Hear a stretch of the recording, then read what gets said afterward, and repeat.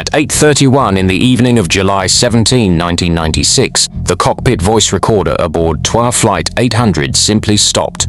No distress call, no warning, no final transmission. One moment the crew was flying a routine climb over the Atlantic, and the next moment there was nothing, not silence, but absence. The recorder did not register silence. It registered the end of the aircraft. 230 people died in the 12 seconds that followed.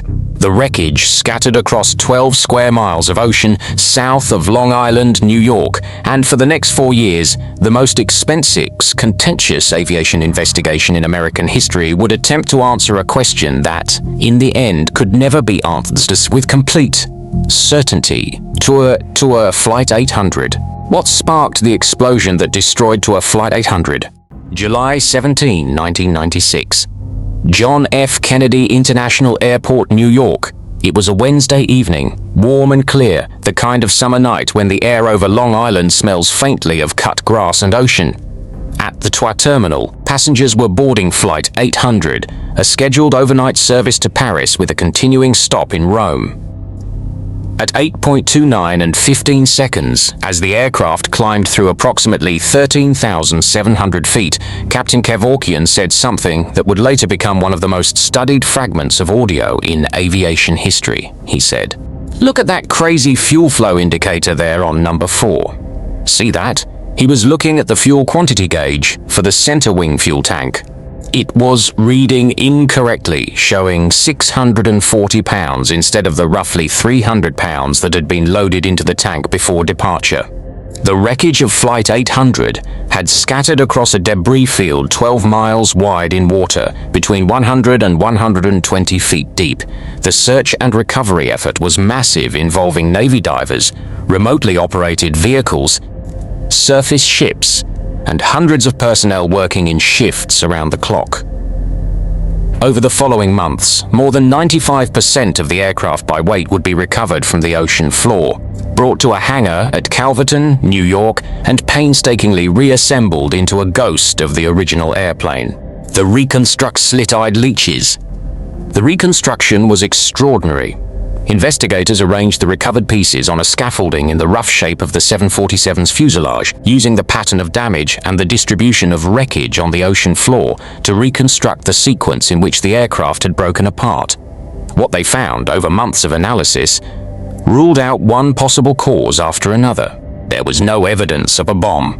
The damage pattern from a bomb explosion would have produced characteristic pitting and cratering on nearby metal surfaces, as the high-pressure shock wave of the detonation drove debris outward at extreme velocity. None of the recovered wreckage showed this pattern. Explosive residue testing, conducted on thousands of pieces of wreckage, found traces of an explosive compound on a small number of surfaces, but investigators determined that this residue was consistent with a law enforcement training exercise that had used the aircraft several weeks before the accident. The residue was not evidence of a bomb. There was no evidence of a missile. A missile warhead detonating near an aircraft produces a very specific damage signature fragmentation patterns, blast effects, penetration holes that forensic investigators can identify with considerable confidence. Metallurgical examination of the wreckage found none of it. The streak of light that witnesses had seen was, investigators concluded, not a missile ascending toward the aircraft. It was burning fuel descending from the aircraft, which had already begun to break apart, a conclusion supported by radar data showing the breakup sequence and by the analysis of witness sight lines, which placed them looking up at an angle consistent with seeing falling debris, not rising projectiles. What the evidence showed instead was this: the center wing fuel tank had exploded.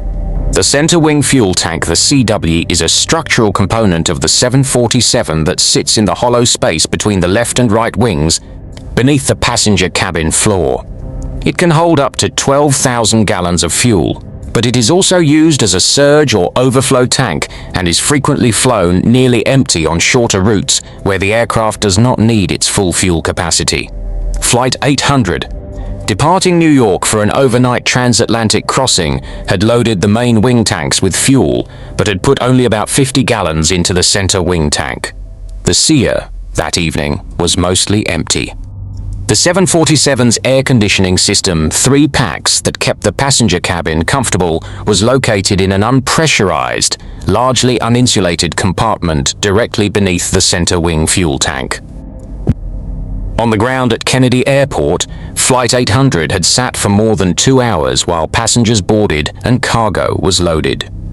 During those 2.5 hours, the air conditioning packs had been running continuously, radiating heat upward into the bottom of the CWT to temperatures that could reach 350 degrees Fahrenheit. The thin aluminum floor of the tank absorbed this heat and transferred it to the air and fuel vapor inside. By the time Flight 800 took off and began its climb, the interior of the center wing fuel tank had been slowly cooking for 2.5 hours. Testing subsequently conducted by the NTSB determined that by the time the aircraft reached 13,700 feet, the temperature inside the CWT had risen to somewhere between 103 and 127 degrees Fahrenheit, well within the flammability range for jet or fuel vapor. The tank was not a passive structural component anymore. It was a bomb waiting for a spark. The most likely candidate, the investigators concluded, was a short circuit somewhere in the fuel quantity indication system, the network of wiring that runs into the tank to measure the amount of fuel inside. Captain Kevorkian's remark about the crazy fuel flow indicator 2 minutes before the explosion was consistent with an electrical malfunction in exactly this system. The gauge anomaly he noticed showing 640 pounds instead of 300 could have been caused by a short circuit introducing current into the wiring. If that current was large enough and reached the right place, it could have produced a spark inside the tank, in the presence of the flammable fuel-air mixture. In August 2000, 4 years after the crash, the NTSB issued its final report. It was the longest and most expensive investigation the board had ever conducted. The probable cause was determined to be an explosion of the center wing fuel tank, resulting from the ignition of a flammable fuel and air mixture. The most likely ignition source was a short circuit in the fuel quantity indication system wiring.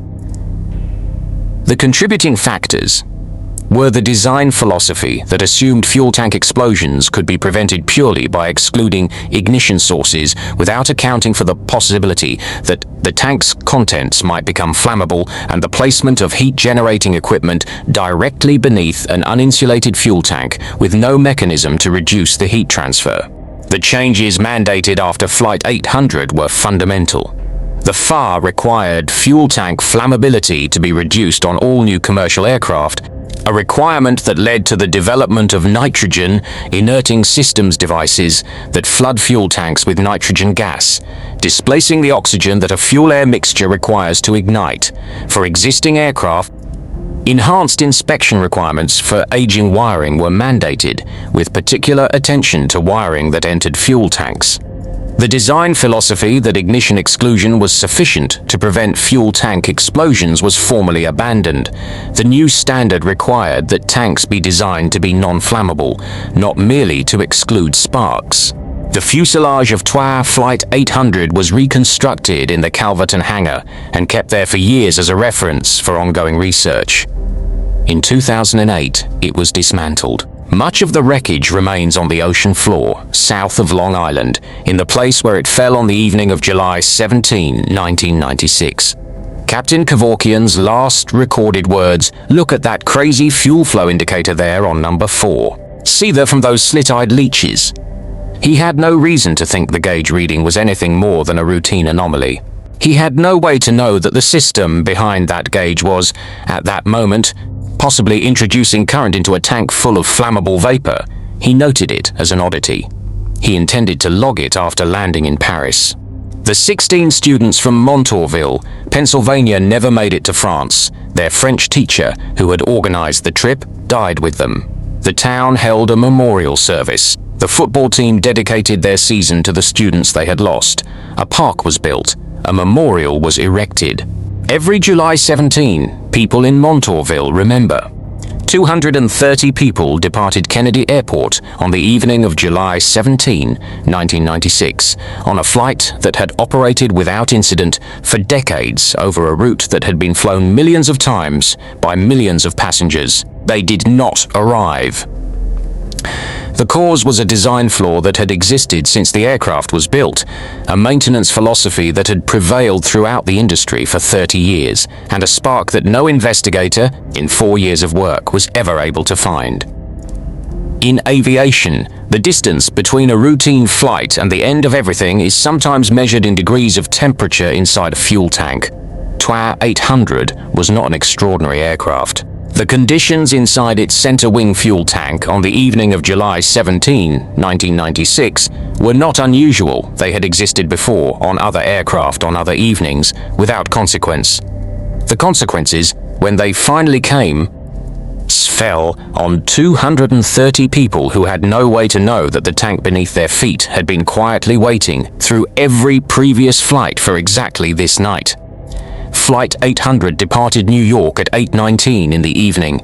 The cockpit voice recorder stopped at 8:31 and 12 seconds.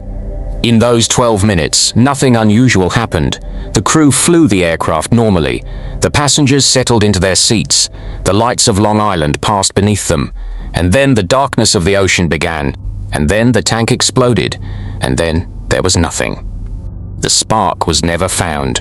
It is still out there, somewhere, in the wreckage on the ocean floor, in the recovered pieces in the evidence archive, in the gap between what investigators knew and what they could prove. It is the thing that ended 230 lives on a clear summer evening, and it has no name, and no face, and no explanation that anyone has been able to make complete. That is what makes TWA Flight 800 the most unsettling accident in the history of American aviation, not the conspiracy theories, not the mystery. But the fact that after 4 years and the most extensive investigation ever conducted, the best answer the investigators could give was probably this. Most likely here, we cannot be certain. In aviation, certainty is usually the beginning of the story. TWA Flight 800 is the rare case where certainty never arrived. And the 230 people who died that evening deserved better than probably. They deserve to know. They still do.